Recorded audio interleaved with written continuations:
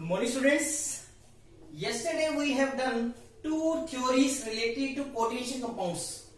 One was Werner theory of coordination compound that tells the historical development of coordination compounds.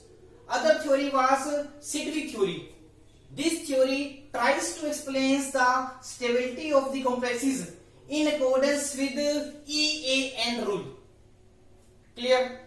Today we will discuss two topics. One is organometallic compounds and other is stability of the complexes.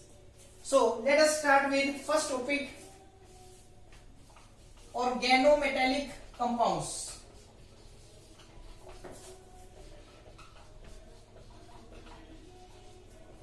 Organometallic compounds are those compounds that contain metal carbon bond. A group of compounds which contain metal carbon bond will be known as organometallic compounds. Examples: metal carbonyl. Metal carbonyl involve metal carbon bond. It means it is a class of organometallic compound. Clear? तो define करते हैं बेटा. A group of compounds containing metal carbon bond are called organometallic compounds. Example: metal carbonyls like NiCO4, FeCO5, CO6, where first C capital O small is cobalt.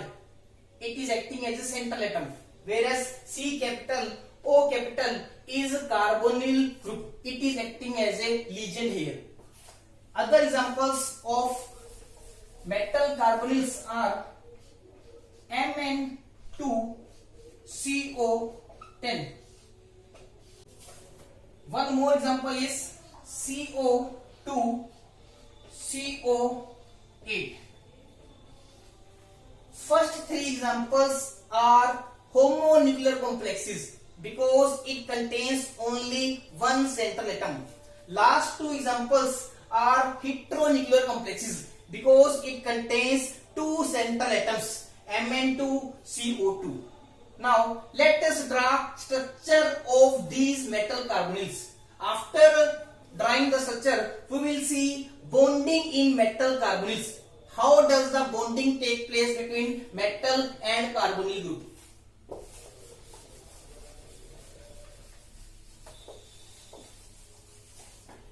NiCO4 is tetrahedral in shape like this.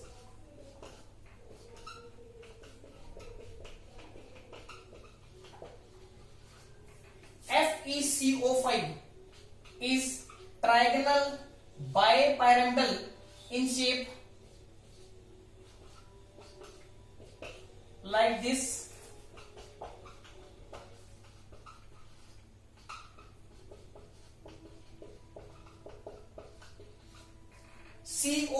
CO6 is octahedral in shape because its potential number is 6.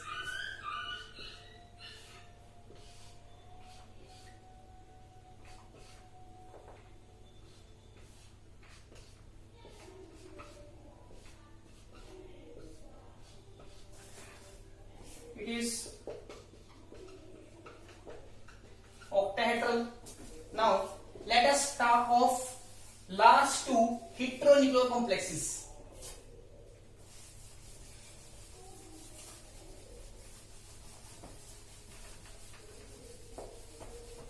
Structure of Mn2CO10 is, it contains manganese bond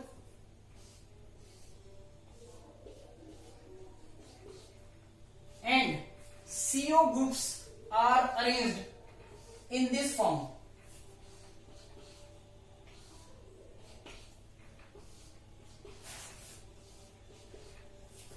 Like this. Clear? Here there are two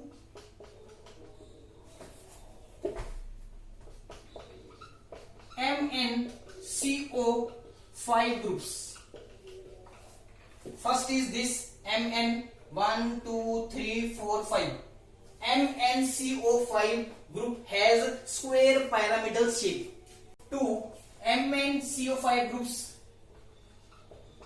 which have square pyramidal shape, these are linked by manganese bond. Clear? Mn2CO10 contains two square pyramidal MnCO5 groups which are linked by manganese bond. Clear? This is the structure of Mn2CO10. It is an example of metal carbonyl. Metal carbonyls are those which contain metal carbonyl bond. Now let us discuss structure of CO2CO8. It contains a cobalt single bond and 8 CO groups are linked around these CO groups in this manner.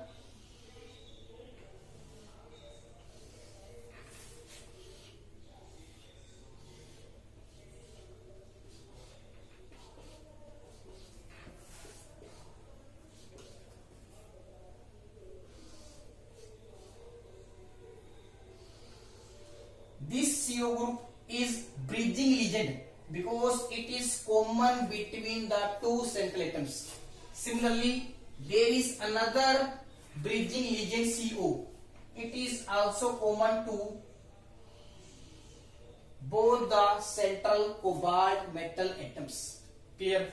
It contains two CO3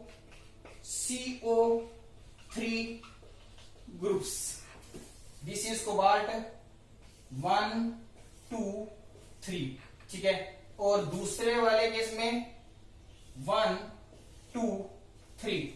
It contains two CO3 groups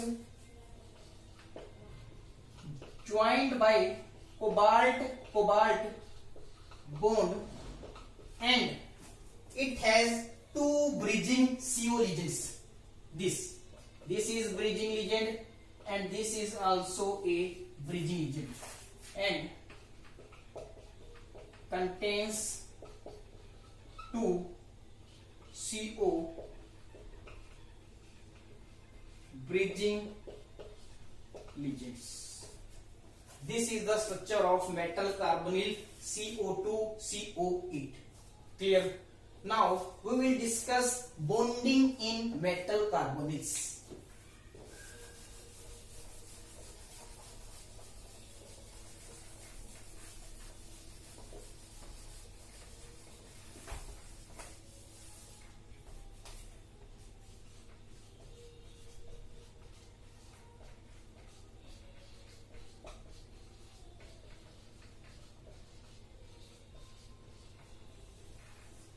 In metal carbonyls, metal carbonyl bond contains both sigma bond character and pi bond character. Sigma bond is formed by donation of lone pair from bonding molecular orbital of CO to vacant orbital of metal. This is coordinate covalent bond where donor is CO group and acceptor is metal. Another pi bond is formed by donation of electron pair from filled d orbital of metal to empty anti-bonding molar orbital of CO. Yes. let us discuss the important points behind the metal carbonyl bonding. First is a sigma bond is formed by donation of electron pair from filled 2p molecular orbital of CO to vacant orbital of metal. Carbonyl legend के पास बेटा 2p molar orbital में lone pair होता है, वो अपना lone pair जो है metal के वेकेंट ऑर्बिटल में डोनेट करके कोऑर्डिनेट बॉन्ड बनाता है, that is known as sigma bond, क्योंकि इसमें सिग्मा ऑर्बिटल्स इन्वॉल्व हुए हैं। ठीक क्लियर है? A sigma bond is formed by donation of electron pair from filled 2p molecular orbital of CO to vacant orbital of metal. Pi back donation occurs. This is pi back donation. It occurs by donation of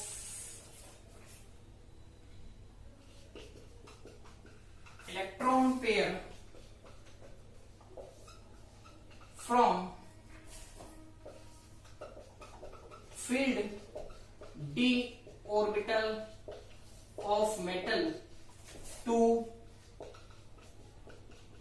empty 2p star molecular orbital of CO. This means metal carbonyl bond has both sigma bond character and pi bond character. Sigma bond is formed by donation of lone pair from CO to vacant orbital of metal. ठीक है? In addition to sigma bond, pi bond is also formed by donation of lone pair from metal to empty pi star orbital of CO. This pi bond will strengthens the sigma bond. Let us discuss bonding in terms of orbitals.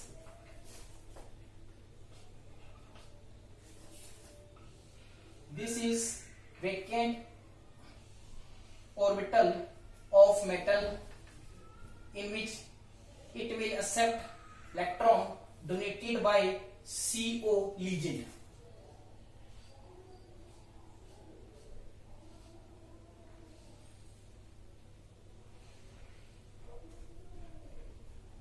This is orbital of CO containing lone pair.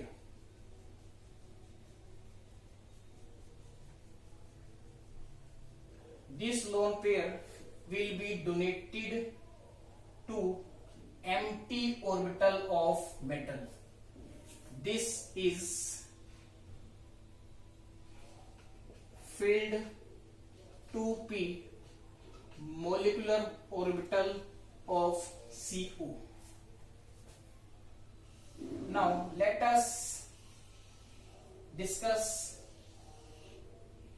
about pi back donation, also known as pi back donation. This is filled d orbital of metal.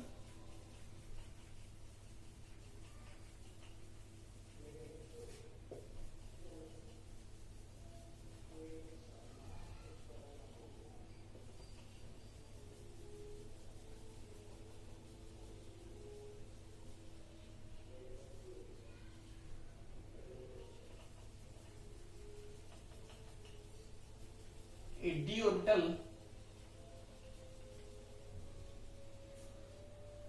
has 4 lobes except dz square. This is empty pi star molecular orbital of CO. Clear?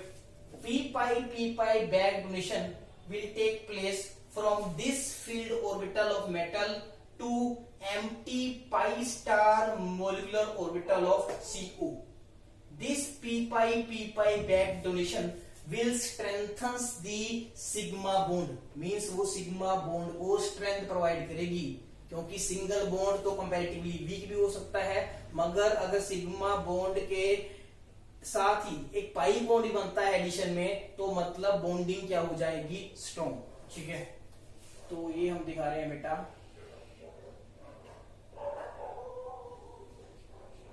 Pi pi back donation. इसमें बेटा sideways overlapping हुई है, ठीक है, that is why pi bond is formed. इसमें क्योंकि overlapping हुई थी along the internuclear axis, that is why sigma bond is formed. This is pi bond and this is sigma bond. Clear?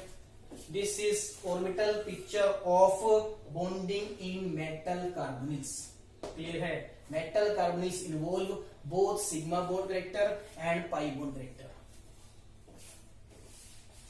Third important point is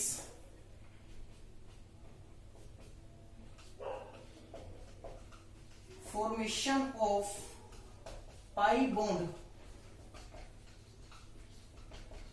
strengthens the sigma bond,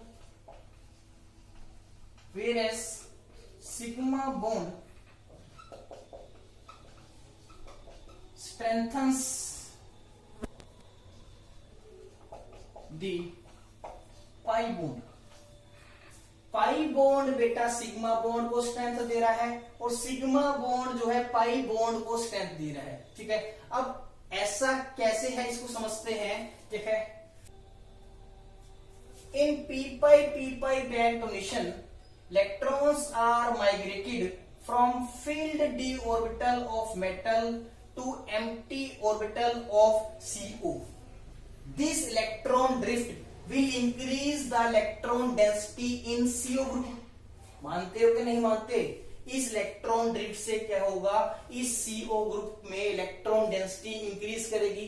That is why this CO group has somewhat more tendency to donate electron pair to empty orbital of metal. अब क्योंकि इसके electron donation से carbonyl group की electron density बढ़ेगी, तो इसलिए इसकी sigma bond में इलेक्ट्रॉन डेंसिटी प्रोवाइड करने की टेंडेंसी इंक्रीज करेगी। मतलब पाई बॉन्ड होने की वजह से सिग्मा बॉन्ड भी क्या होगा, स्ट्रॉन्ग होगा। पाई बॉन्ड में क्या हुआ, इलेक्ट्रॉन्स ड्रिफ्ट करे from metal d orbital to vacant orbital of CO। ठीक है, इस CO में इलेक्ट्रॉन डेंसिटी इंक्रीज करी। ठीक है, इसकी वजह से इसकी ability to donate electron pair to vacant orbital of metal will get increased. ठीक है, यहां पर हमने ये पॉइंट समझा है कि पाई बॉन्ड जो है सिग्मा बॉन्ड को स्ट्रेंथ कैसे दे रहा है। अब हम पढ़ेंगे कि सिग्मा बॉन्ड जो है पाई बॉन्ड को स्ट्रेंथ कैसे देता है।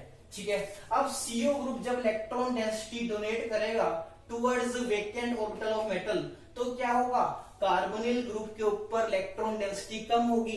ठीक है, it will get somewhat positive charge. इस समवट पॉजिटिव चार्ज की वजह से क्या होगा बेटा, इसकी पाई इलेक्ट्रॉन्स को एक्सेप्ट करने की टेंडेंसी इंक्रीज करेगी। बेटा पॉइंट ये, इसका मतलब क्या होगा बेटा, अगर CO ग्रुप के ऊपर पॉजिटिव चार्ज होगा तो उसकी पाई इलेक्ट्रॉन्स को एक्सेप्ट करने की टेंडेंसी क्या होगी, ज्यादा। It means sigma bond is strengthening the pi bond. Sigma bond pi bond को स्ट्रेंथन कर रहा है and pi bond is strengthening the sigma bond. It means both are strengthening each other.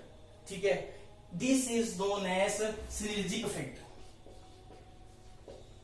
This is known as synergic effect. synergic का meaning क्या होता है बेटा, working together for the same गोल। अब क्योंकि दोनों का गोल तो सेम है कि मेटल और कार्बोनिल ग्रुप के बीच में बॉन्ड को स्ट्रेंथ प्रोवाइड करनी है, बॉन्ड को ज्यादा से ज्यादा स्ट्रॉन्ग बनाना है। ठीक है, तो दोनों सेम काम कर रहे हैं। पाई बॉन्ड सिग्मा बॉन्ड को स्ट्रेंथ दे रहा है, सिग्मा बॉन्ड पाई बॉन्ड को स्ट्रेंथ दे रहा है। इट मींस दोनों सेम गोल के लिए साइमल्टेनियसली काम कर रहे हैं। That is why it is known as synergic effect. Synergic means working together for the same goal. Clear है? This is our first topic, organometallic compounds. Stability of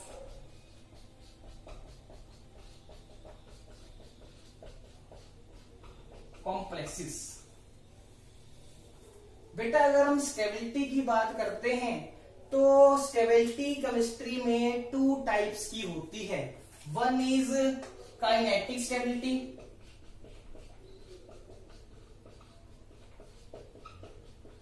and other is thermodynamic stability.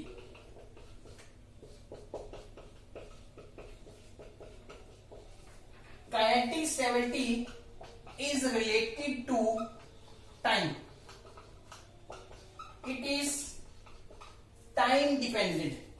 It simply means how long the substance keeps well. कितने time तक substance बचा रहता है। जैसे हम बात करते हैं मिल्क की, अगर तुम ऑर्डिनरी मिल्क को 2 से 3 दिन तक रखते हो तो वो खट्टा हो जाएगा, इट गेट्स स्पॉइल्ड। ठीक है, अगर तुम उसी ऑर्डिनरी मिल्क को ड्राई करके पाउडर में कन्वर्ट करते हो तो वो पाउडर फॉर्म हफ्तों तक बची रहती है। इसका मतलब ज्यादा टाइम तक कौन बचा रहता है? Milk in the form of powder. इसका मतलब क्या होगा बेटा? Milk powder has more kinetic stability then ordinary simple milk. Clear है? क्योंकि मिल्क पाउडर जो है ज्यादा टाइम तक खराब नहीं होता। क्लियर? उसकी टाइम के अकॉर्डिंग स्टेबिलिटी क्या है? ज्यादा। क्लियर है? इसी तरह हम बात करते हैं मेडिसिन की। जिस मेडिसिन की काइनेटिक स्टेबिलिटी ज्यादा होगी इसका मतलब उसकी एक्सपायरी डेट लंबी होगी। ठीक है, और जिस मेडिसिन की काइनेटिक स्टेबिलिटी कम होगी तो उसका मतलब उसकी एक्सपायरी डेट भी कम होगी। क्लियर है? It means kinetic stability is related to time. Clear है? अब बात करते हैं बेटा थर्मोडायनेमिक स्टेबिलिटी की। दूसरी तरफ बेटा ये जो थर्मोडायनेमिक स्टेबिलिटी होती है इट इज टाइम इंडिपेंडेंट। ये टाइम के ऊपर डिपेंड नहीं करती। अब ये एक्चुअल में डिपेंड किसके ऊपर करती है? ठीक है, वो समझते हैं। It depends upon concentration of substance formed in solution with respect to reactants at equilibrium stage। अब इसका मतलब क्या है? Suppose we have two reactants A and B. They combine in solution to form a substance called C. हमने बताना है कि C की थर्मोडायनेमिक स्टेबिलिटी कम होगी या ज्यादा होगी। वो हम कैसे बताएंगे बेटा? C की कंसंट्रेशन चेक करेंगे एट दिस इक्विलिब्रियम स्टेज। अगर C की कंसंट्रेशन रिएक्टेंट्स की कंसंट्रेशन से ज्यादा होगी it means C will be more thermodynamic stable as compare to reactants. और अगर C की कंसंट्रेशन रिएक्टेंट्स की कंसंट्रेशन के कंपैरिजन में कम होगी तो इसका मतलब क्या होगा बेटा? कि C की थर्मोडायनेमिक स्टेबिलिटी कम है और रिएक्टेंट्स की थर्मोडायनेमिक स्टेबिलिटी क्या है? ज्यादा है। क्लियर है? तो थर्मोडायनेमिक स्टेबिलिटी किसके ऊपर डिपेंड करती है बेटा? कंसंट्रेशन के ऊपर। ठीक है, सब्सटेंस की कंसंट्रेशन रिएक्टेंट की कंसंट्रेशन से अगर ज्यादा होगी तो it means it will be more thermodynamically stable then the reactants. Clear है बेटा? ठीक है, यहां पर हमने बात करनी है बेटा कॉम्प्लेक्सेस की स्टेबिलिटी की। In this topic, we want to understand the thermodynamic stability of complexes. For this, suppose a complex MLN is formed in solution as फोरूस एक कॉम्प्लेक्स MLN फॉर्म हो रहा है सोल्यूशन में, ठीक है, from central metal M and legends. This central atom and legends will give rise to complex MLN in solution. हमने बताना है कि इस MLN कॉम्प्लेक्स की थर्मोडायनेमिक स्टेबिलिटी कम होगी या ज्यादा होगी. वो हम कैसे बताएंगे? By knowing its concentration with respect to that of reactants. ठीक है, तो उसके लिए हम बेटा law of chemical equilibrium apply करेंगे जो हमने +1 पढ़ रखा था. According to law of chemical equilibrium constant K, it can also be represented by beta is equal to concentration of product divided by concentration of reactant. In this equilibrium product is MLN, therefore its concentration will be this. Square bracket क्या indicate करता है बेटा? Concentration in मोल पर litre, ये आपने पढ़ रखा है. Divided by concentration of रेक्टेंट्स.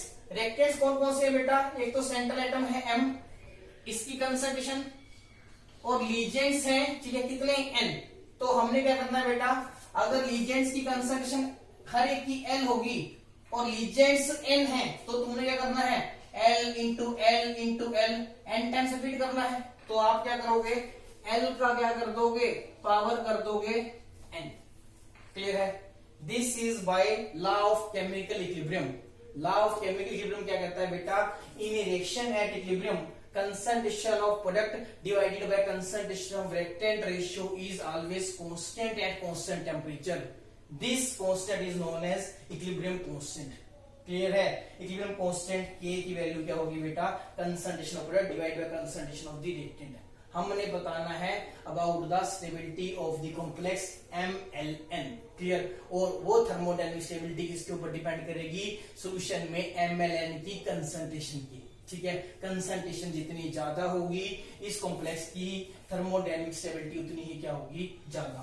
ठीक है, अब आप अगर ये एक्सप्रेशन देखते हैं तो इस एक्सप्रेशन में बीटा की वैल्यू, ठीक है, बीटा क्या है बेटा? Equilibrium constant. बीटा की वैल्यू जितनी ज्यादा होगी MLN की कंसंट्रेशन उतनी ही ज्यादा होगी. क्लियर है बेटा? बीटा की वैल्यू अगर ज्यादा है तो MLN की कंसंट्रेशन क्या होगी? ज्यादा. ठीक है, और अगर MLN की कंसंट्रेशन ज्यादा होगी तो इसका मतलब इसकी थर्मोडायनेमिक स्टेबिलिटी भी क्या होगी? ज्यादा. क्लियर है? तो इसका मतलब क्या हुआ बेटा? MLN की जो थर्मोडायनेमिक स्टेबिलिटी है it will depends on the value of equilibrium constant B. greater is the value of equilibrium constant B, greater is the thermodynamic stability of this complex. Clear? That is why this equilibrium is also known as stability constant. क्योंकि ये stability बता रहा है, beta की value जितनी ज्यादा होगी stability उतनी ज्यादा होगी. इसलिए हम बीटा को स्टेबिलिटी कांस्टेंट तो भी कह सकते हैं. जितनी ज्यादा स्टेबिलिटी कांस्टेंट की वैल्यू होगी इस कॉम्प्लेक्स की स्टेबिलिटी उतनी ही क्या होगी? ज्यादा. क्लियर है? तो इस पूरे कंक्लूजन को हम वर्ड्स में लिखते हैं. Greater is the value of beta. Beta is equilibrium constant for this reaction. Greater is concentration of MLN and hence greater is its stability. यहां पर बेटा जब मैं स्टेबिलिटी वर्ड यूज करूंगा इसका मीनिंग होगा थर्मोडायनेमिक स्टेबिलिटी. क्लियर है? Beta की वैल्यू जितनी ज्यादा होगी कॉम्प्लेक्स की स्टेबिलिटी उतनी ही क्या होगी? ज्यादा. That is why beta is also called stability constant because its value tells the stability of the complex. Clear? अब मैंने आपको बताया कि बेटा बीटा की वैल्यू जितनी ज्यादा होगी स्टेबिलिटी उतनी ही ज्यादा होगी, ठीक है, या हम ये बता सकते हैं। और lower the value of 1 upon beta greater is the stability of complex MLN। एक ही बात है, अगर बीटा की वैल्यू ज्यादा होने से स्टेबिलिटी ज्यादा होती है, तो अगर 1 upon बीटा की वैल्यू कम होगी तो उस केस में भी स्टेबिलिटी क्या होगी, ज्यादा होगी। ये तो आप मानते ही है ना, अगर बीटा की वैल्यू ज्यादा है तो 1 upon बीटा की वैल्यू तो बहुत कम आएगी, तो 1 upon बीटा जितना कम होगा स्टेबिलिटी उतनी ही क्या होगी, ज्यादा। क्लियर है, ये दोनों सेम बात बता रहे हैं। क्लियर। अगर हम 1 upon बीटा को रिप्रेजेंट कर दें विद KI, तो हम इस स्टेटमेंट को ऐसे लिख सकते हैं, देखना बेटा, lower the value of KI greater is the stability of complex MLN लिख सकते हैं, ठीक है। या इस स्टेटमेंट को हम ऐसे भी सकते हैं, greater is the value of KI lower is the stability of complex MLN लिख सकते हैं बेटा। अगर KI की वैल्यू कम होने से स्टेबिलिटी क्या होती है, ज्यादा होती है, तो अगर KI की वैल्यू ज्यादा होगी तो मतलब इस कॉम्प्लेक्स की स्टेबिलिटी क्या होगी, कम होगी। क्लियर है, तो इसका मतलब जो स्टेबिलिटी है, stability is directly proportional to value of beta, whereas instability is directly proportional to value of KI। अगर KI की वैल्यू ज्यादा होगी स्टेबिलिटी क्या होगी, कम होगी, मींस इनस्टेबिलिटी क्या होगी, ज्यादा होगी। क्लियर है, दैट इज वाई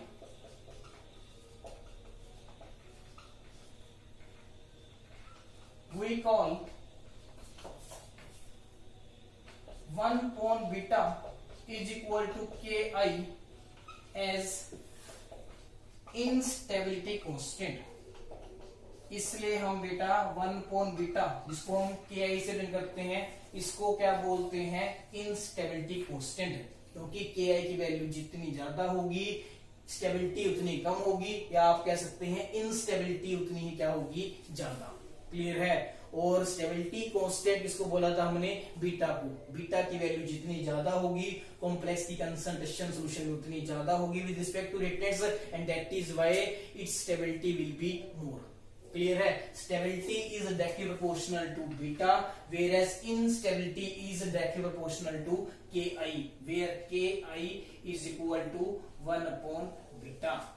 यहां से आप कंक्लूजन निकाल सकते हो, अगर बीटा की वैल्यू ज्यादा होगी तो स्टेबिलिटी क्या होगी, ज्यादा होगी, इनस्टेबिलिटी क्या होगी, कम होगी। अगर बीटा की वैल्यू कम है, KI की वैल्यू ज्यादा होगी, तो इनस्टेबिलिटी क्या होगी, ज्यादा होगी। क्लियर है, नेक्स्ट हम बात करते हैं बेटा factors affecting the stability of the complexes।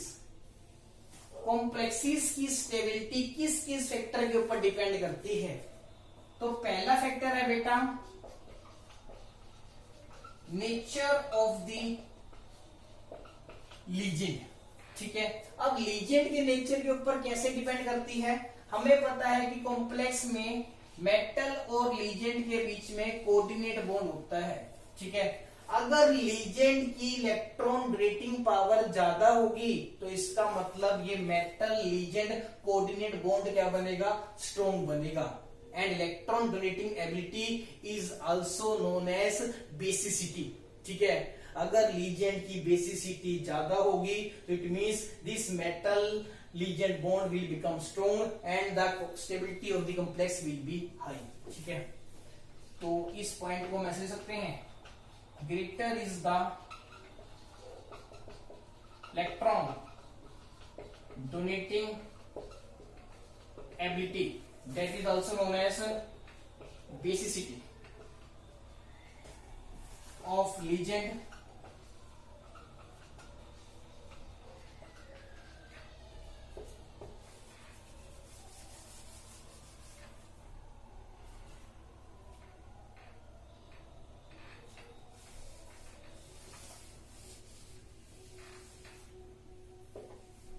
greater is the electron donating ability of legend, stronger is the metal legend bond and hence greater is the stability of the complex। Second factor है बेटा charge and size of metal.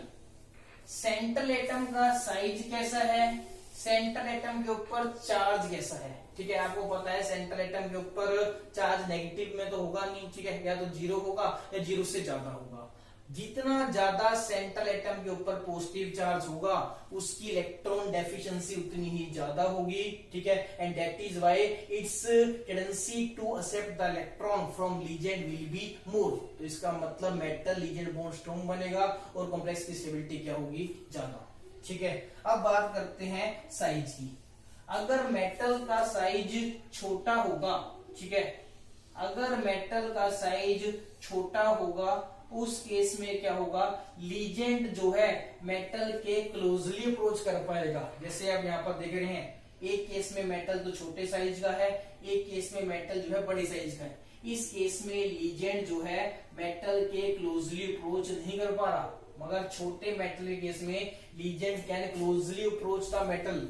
That is why in this case metal legend bond will become strong and therefore stability of the complex will be high। ठीक है, तो हम यहां पर लिख सकते हैं बेटा greater is the charge on metal, greater is its electron accepting tendency from legend, thereby making metal legend bond strong and increasing the stability of the complex। फिर अब साइज की बात करते हैं। Smaller is the size of metal, more closer a legend can approach it and hence stronger will be metal legend bond, thereby increasing the stability of the complex. Clear है बेटा? 2 points आपने कौन कौन से पढ़े हैं बेटा? लीजेंड की अगर बेसिसिटी ज्यादा होगी मेटल लीजेंड बॉन्ड स्ट्रॉन्ग बनेगा और कॉम्प्लेक्स की स्टेबिलिटी ज्यादा होगी। अगर मेटल के ऊपर पॉजिटिव चार्ज ज्यादा होगा उसकी इलेक्ट्रॉन को एक्सेप्ट करने की टेंडेंसी ज्यादा होगी, उस केस में भी मेटल लीजेंड बॉन्ड स्ट्रॉन्ग बनेगा और कॉम्प्लेक्स की स्टेबिलिटी क्या होगी, हाई। ठीक है, उसके बाद आपने पढ़ा है अगर मेटल का साइज छोटा होगा लीजेंड उसको क्लोजली अप्रोच कर पाएगा and bond will become strong and thereby stability of the complex will be high. ठीक है, अब हम थर्ड फैक्टर पढ़ते हैं बेटा।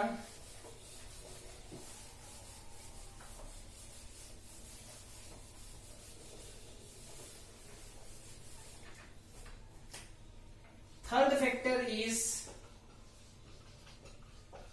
Chelate effect. चिलेट इफेक्ट बेटा हम पीछे डिटेल में पढ़ चुके हैं। इसमें हमने क्या बताया था कि एक ऐसा कॉम्प्लेक्स जिसमें चिलेटिंग लीजेंड प्रेजेंट होता है, that complex is more stable then similar complex with simple legends like this case. इस केस में बेटा 3En लीजेंड्स हैं जो चिलेटिंग लीजेंड्स होते हैं, एक साइक्लिक रिंग कंपाउंड फॉर्म करते हैं। इसकी वजह से इस कंपाउंड की स्टेबिलिटी ज्यादा होती है। ठीक है, इस कॉम्प्लेक्स में कोऑर्डिनेशन नंबर तो 6 है मगर यहाँ पर सिंपल लीजेंड्स प्रेजेंट हैं, यहाँ पर साइक्लिक रिंग फॉर्मेशन नहीं होती। That is why this complex is less stable. Clear है? तो due to chelate effect chelating ligand जो होते हैं कॉम्प्लेक्स की स्टेबिलिटी को इंक्रीज कर देते हैं। अगर एक कॉम्प्लेक्स में चिलेटिंग लीजेंड्स प्रेजेंट है तो उस कॉम्प्लेक्स की स्टेबिलिटी ज्यादा होगी और अगर उसमें चिलेटिंग लीजेंड्स प्रेजेंट नहीं है तो कंपैरेटिवली उसकी स्टेबिलिटी भी क्या होगी, कम होगी। ठीक है, last point is number of chelate rings. ठीक है, अब आपको पता है जो चिलेटिंग लीजेंड होते हैं जब वो सेंट्रल एटम को इलेक्ट्रॉन रेट करते हैं उसकी वजह से एक साइक्लिक रिंग बनती है। जितने ज्यादा चिलेटिंग लीजेंड्स प्रेजेंट होंगे कॉम्प्लेक्स के अंदर चिलेट रिंग्स उतनी ही ज्यादा बनेगी। ठीक है, उसकी वजह से कॉम्प्लेक्स की स्टेबिलिटी बढ़ती चली जाएगी। क्लियर है? More is the number of chelating legends, more is the number of chelate rings created and that is why more will be the stability of the complex. ठीक है, तो यहां पर हम लिख सकते हैं greater is number of chelate rings in complex, greater is its stability। Example देखो आपको क्लियर होगा। This complex contains only one chelating legend. Second complex contains two chelating agents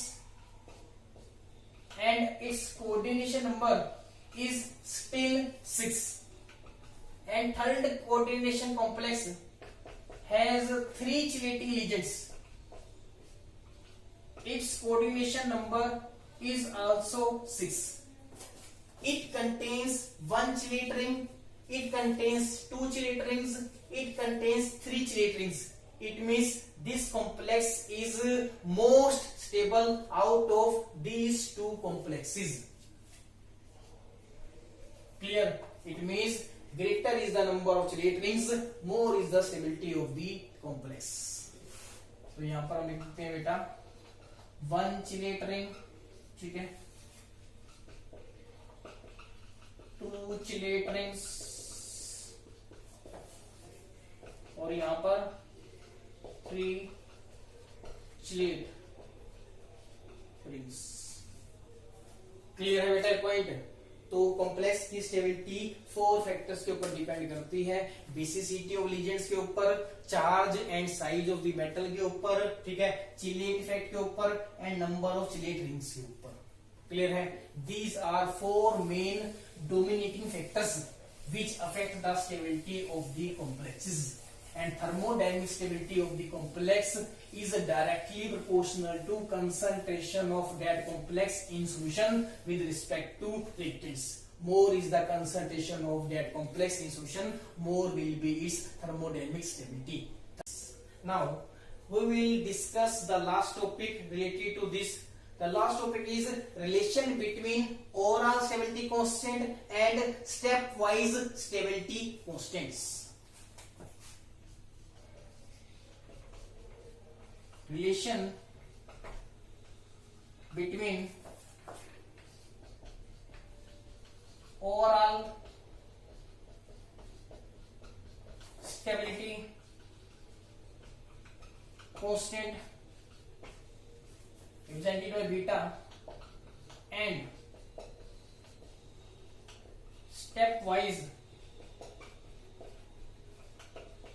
stability constants. अब स्टेप वाइज स्टेबिलिटी कांस्टेंट्स का मतलब क्या है वो आपको हम यहां पर बताएंगे. ठीक है, हम एक छोटी सी डेरिवेशन कर रहे हैं.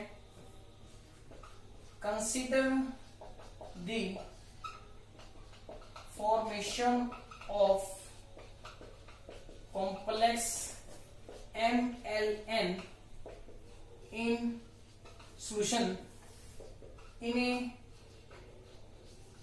single step. In a single step, this complex is formed by this reaction.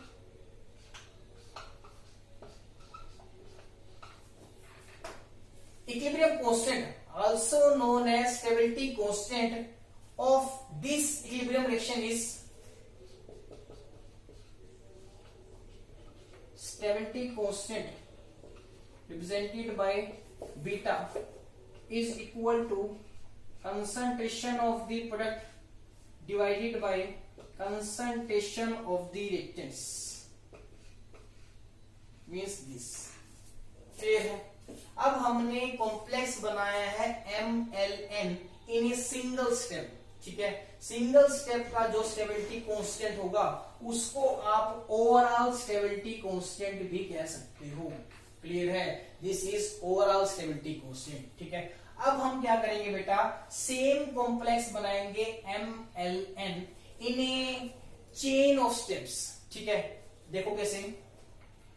Now let us prepare complex MLN in a number of steps. पहला स्टेप क्या है बेटा, मेटल जो है एक लीजेंड के साथ कंबाइन करेगा टू फॉर्म Ml. ठीक है, इसका स्टेबिलिटी कांस्टेंट क्या होगा बेटा, K1 is equal to concentration of Ml divided by concentration of M into concentration of L. ठीक है, सेकेंड स्टेप में क्या होगा बेटा, this Ml will add another ligand molecule and form Ml2. इस स्टेप का स्टेबिलिटी कांस्टेंट क्या होगा बेटा, Ml2 कंसंट्रेशन ऊपर हो गए divided by concentration of Ml into concentration of L. Suppose this is equation 1, this is equation 2, this is equation 3.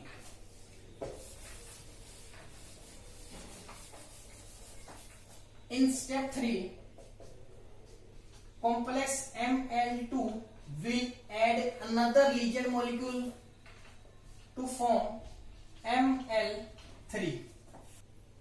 Stability constant of this step is K3 is equal to concentration of Ml3 divided by concentration of Ml2 into concentration of L. These steps will go on repeating. ये अपने आप repeat करते जाएंगे. Last step में बेटा हम complex कौन सा बना रहे थे, MLN, ये बनेगा. ठीक है, स्टेप्स अपने आप रिपीट करते चले जाएंगे. Last step will be,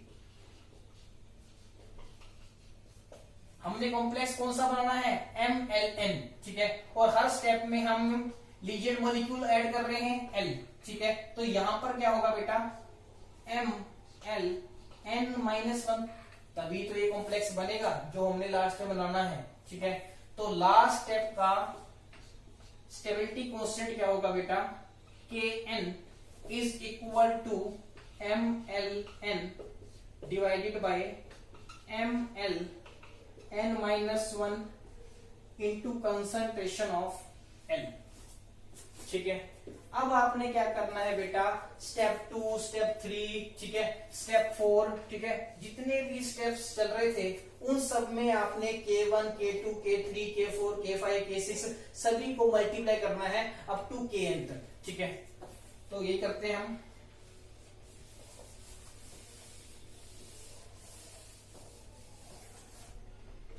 K1 into K2 into K3 into Kn gives. अब आप अगर सभी स्टेप वाइज स्टेबिलिटी कांस्टेंट्स को मल्टीप्लाई करोगे तो आपके पास लास्ट में जो रिजल्ट आएगा, ठीक है, वो क्या आएगा, mln divided by m into concentration of L raise to power n। अगर आप सभी स्टेप वाइज स्टेबिलिटी कांस्टेंट्स को मल्टीप्लाई करोगे, K1 into K2 into K3 into this and last में Kn तक सभी को मल्टीप्लाई कर दोगे, you will get this answer and this is equal to beta that is known as overall stability constant. ठीक है, फ्रॉम इक्वेशन 1 हमें पता है ना ये किसके इक्वल होता है, बीटा के इक्वल होता है। तो लास्ट में हमारे पास रिजल्ट क्या है बेटा कि overall stability constant that is denoted by beta is equal to product of stepwise stability constants, that is beta is equal to K1 into K2 into K3 into so on up to Kn। This is our required relation between overall stability constant and step wise stability constants। Clear है बेटा?